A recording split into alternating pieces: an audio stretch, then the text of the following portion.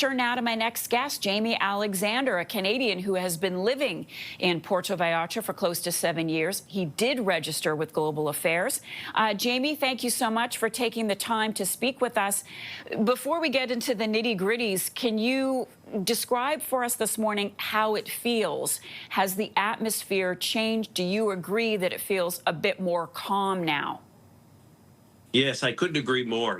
Actually, it's 48 hours. Sunday morning is when this all began. And as early as yesterday morning, when we opened our drapes in the morning and heard the birds chirping and the sun shining and the dogs, barking in the background, it felt like a typical day here in Puerto Vallarta. And we ventured out, even though there was a stay-at-home order yesterday, we did venture out just to see what was happening in our neighborhood. And local mercados and bakeries and shops had started to reopen to facilitate provisions for visitors and tourists here in Zona Romantica, which is the highly sought-off tourist area of Puerto Vallarta. So things started to normalize yesterday. By yesterday evening, restaurants had started to open with lineups around the block.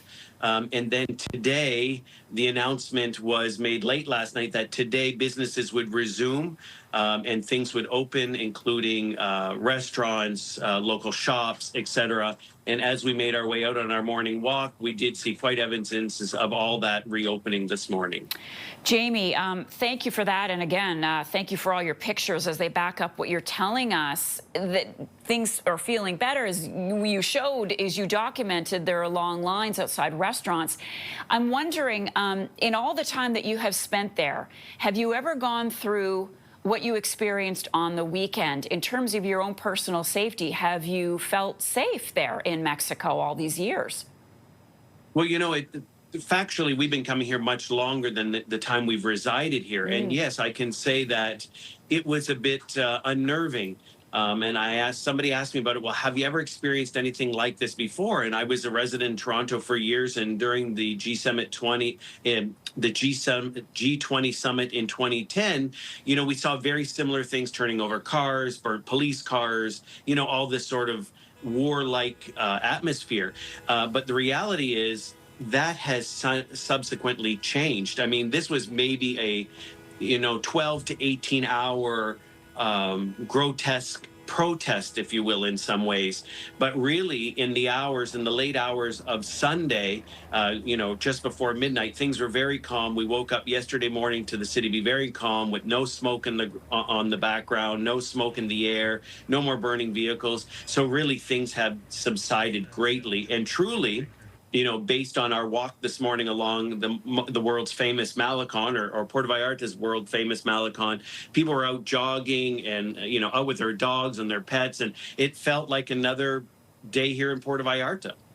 Another day in paradise, Jamie. And I want to ask you then lastly, are you seeing an increased security presence? Has that contributed to things stabilizing?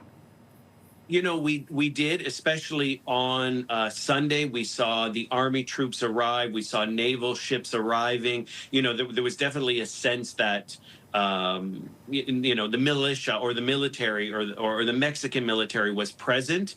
I think that also gives off a signal that there's some security. And even in the last 24 hours, the localized police have started making their rounds like they always do here in Puerto Vallarta. It's something very common to see them making their rounds. And so, yes, I think we're pretty much back to the way we were. And I've talked to people that have been visiting here and vacationing here that were quite nervous and quite upset.